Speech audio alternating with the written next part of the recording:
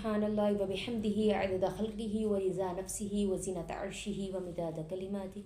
अल्लाहुम्मा सल्लि अला मुहम्मदिन व अला आलि मुहम्मद कमा सल्लैता अला इब्राहीम व अला आलि इब्राहीम इन्नका हमीदुम मजीद। अल्लाहुम्मा बारिक अला मुहम्मदिन व अला आलि मुहम्मद कमा बारकता अला इब्राहीम व अला आलि इब्राहीम इन्नका हमीदुम मजीद।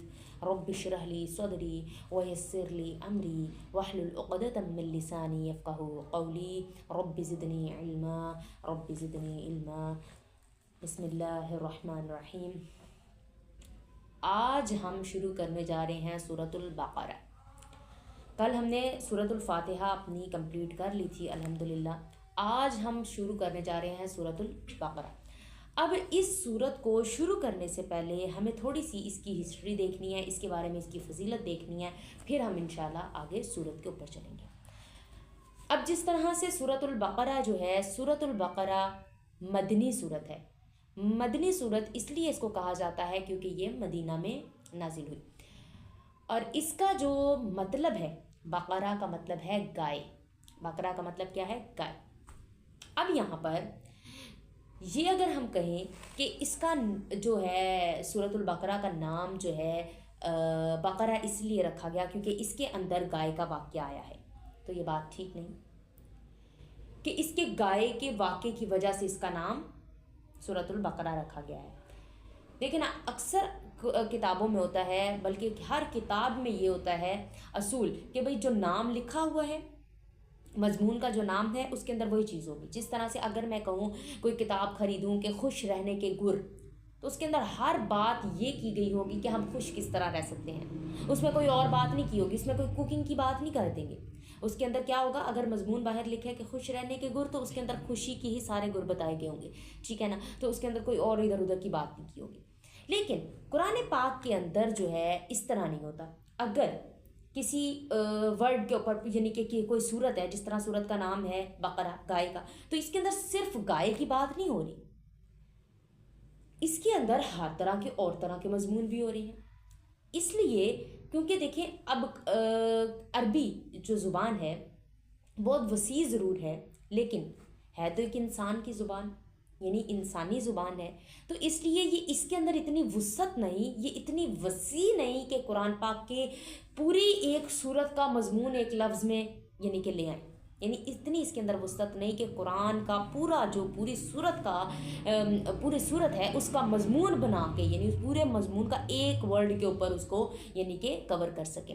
तो इसलिए जो है अल्लाह ताला के मशवरे से आप सल्लम ने इसका नाम, हर सूरत का नाम जो है तजवीज़ किया, और वो इस वजह से कि इसके अंदर उस चीज़ का जिक्र भी आया है। जिस तरह अब इसका जो है नाम है सूरतुल बक़रा, तो इसलिए है हम ये कहेंगे सूरतुल बक़रा का नाम इसलिए बक़रा है क्योंकि इसके अंदर गाय का जिक्र भी आया है। ये नहीं कहेंगे कि गाय के जिक्र की वजह से सूरतुल बक़रा का नाम है, कहेंगे गाय का जिक्र भी आया है, ऐसा कहना ठीक रहेगा जी। आगे हम इसका देखते हैं कि ये जो सूरत है सूरतुल बक़रा, इसका जो शुरू का हिस्सा है, आदि जो सूरत है उसमें जो है ज़्यादा, जब आप सल्लम हिजरत करके मदीना गए उसके फ़ौरन बाद यानी कि नाजिल हो गई, यानी कि बिल्कुल इब्तदाई हिस्से में, हिजरत के शुरू के हिस्से में। और कुछ इसका हिस्सा जो है वो बिल्कुल आखिर के हिस्से में नाजिल हुआ, यानी कि बिल्कुल जब आप सल्लम की उसका नबूवत का यानी कि मदनी दौर का जो आखिरी हिस्सा था, उसके अंदर जो है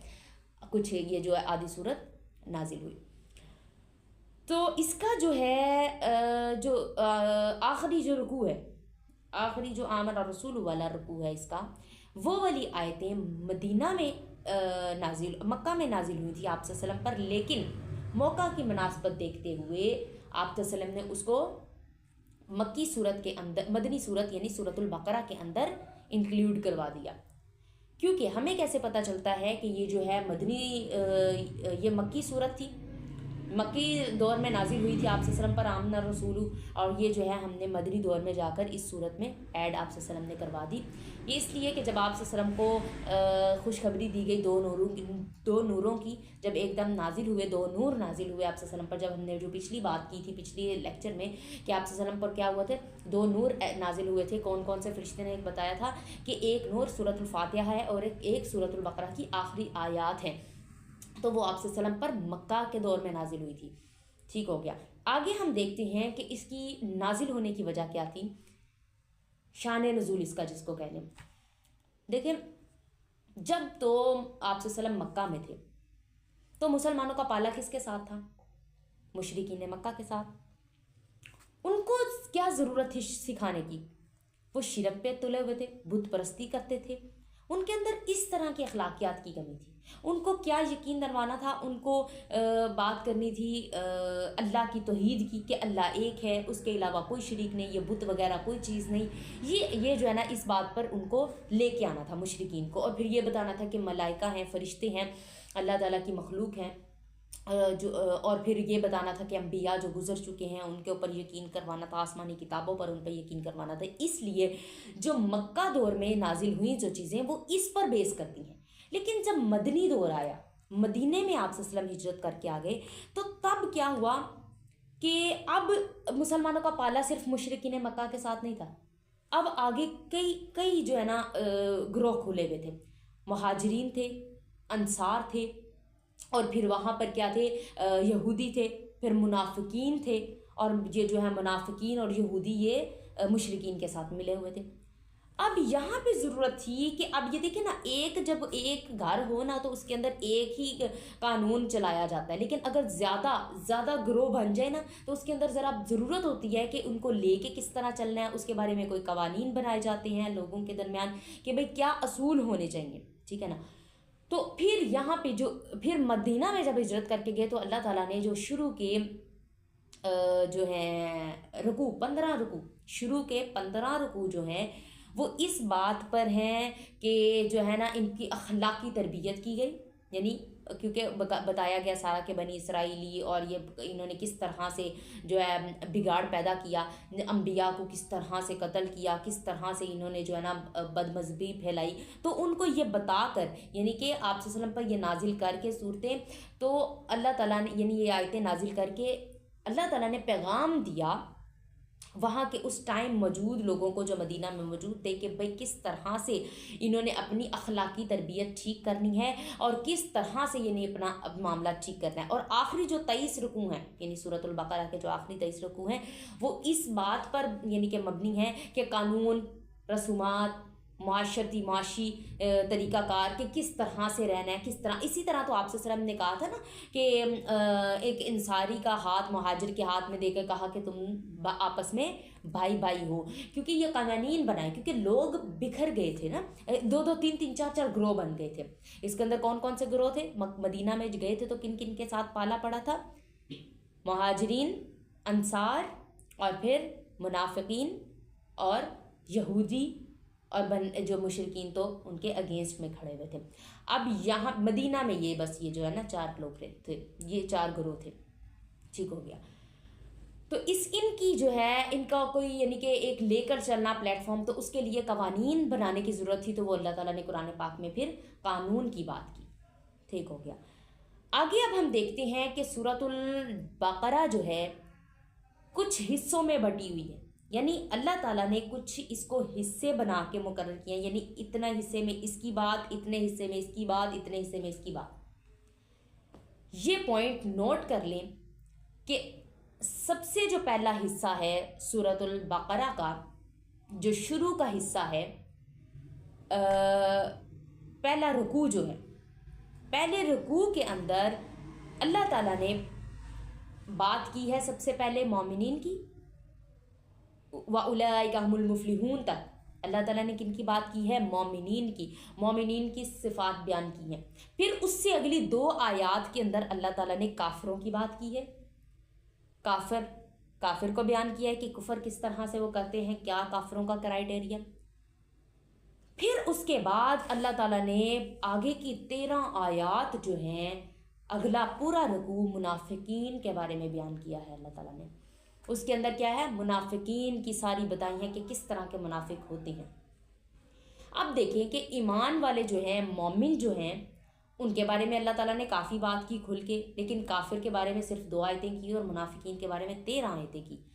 ये क्यों? क्योंकि मुनाफिकीन जितना اسلام کو نقصان پہنچاتے ہیں اتنا کافر بھی نہیں پہنچاتے، کیونکہ وہ تو کھلم کھلا کہتے ہیں نا ہاں بھائی ہم کافر ہیں، ہم اسلام کے خلاف ہیں.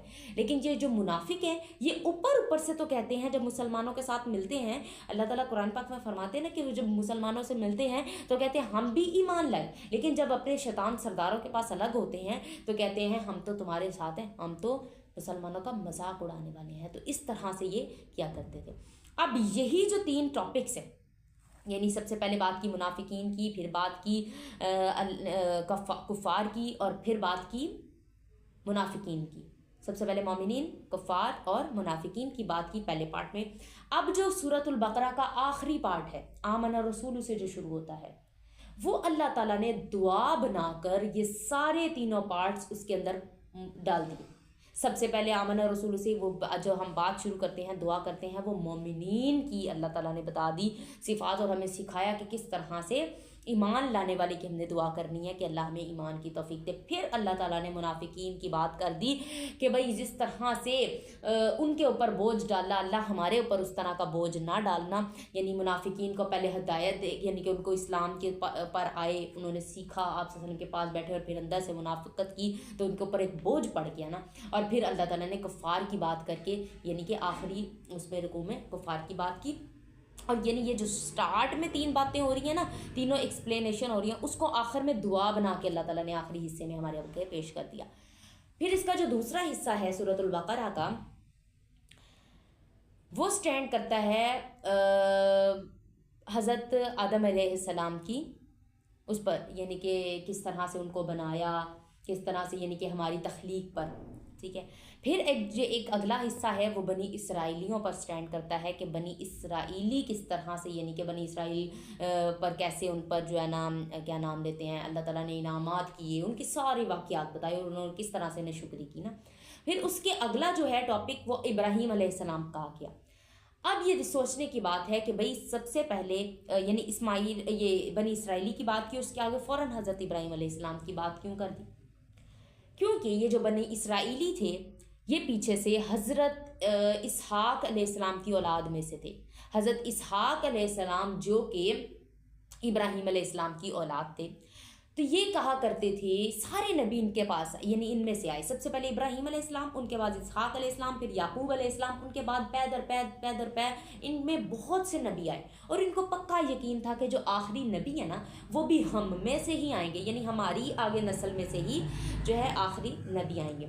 لیکن وہ حضرت ابراہیم علیہ السلام کے بیٹے، دوسرے بیٹے جو ستیلے بیٹے، یعنی کہ دونوں ستیلے بھائی تھے نا، یعنی کہ حضرت حاجرہ علیہ السلام کی اس پہ سے تھیں، یعنی کہ اولاد میں سے، اور ایک جو بیٹے تھے حضرت سارہ علیہ السلام کی اولاد میں سے تھے، یعنی کہ آگے ان کی نسل میں سے تھے.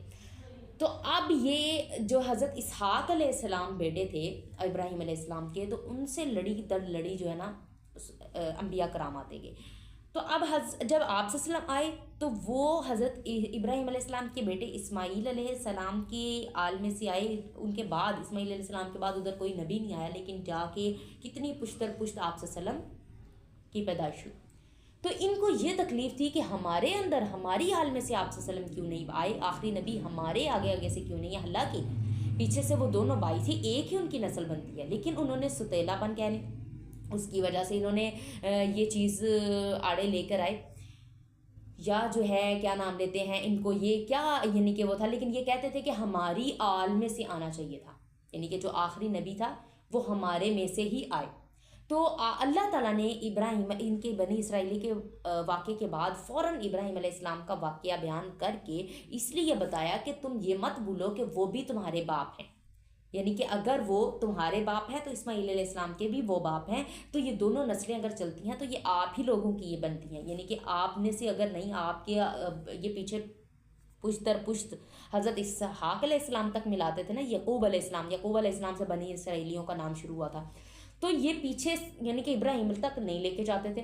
تو یہ اللہ تعالیٰ نے یاد دلانے کے لیے بنی اسرائیلیوں کو کہ آگے جو ہے نا، اس سے آگے ابراہیم علیہ السلام ہے، ابراہیم کی اولاد میں سے اگر تم لوگ ہو تو ابراہیم علیہ السلام کی اولاد میں سے ہی میرے نبی ہیں، تو پھر کیوں ایمان نہیں لے کے آتے؟ ان کو ذرا یہ بات سمجھانے کے لیے اللہ تعالیٰ نے یہ بات اس طرح سے ایکسپلین کی۔ پھر آگے اس کے اندر بات آتی ہے حلال اور حرام کھانے کی، یعنی کہ کس طرح حلال کمانا ہے، حرام سے کس طرح بچنا ہے، اور سود کی بات آتی ہے پھر کہ سود لینا ہے کہ نہیں، کس طرح سے سود کا کیٹیگری بیان کی گئی ہے۔ پھر شیطان کے بہکاوے کی بات آتی ہے اور اللہ کی مغفرت کی بات آتی ہے کہ کس طرح سے شیطان ورگلاتا ہے اور اللہ تعالیٰ کس طرح سے معاف کرتا ہے اور وعدہ کرتا ہے معافی کا اپنے بندوں سے۔ ٹھیک ہو گیا۔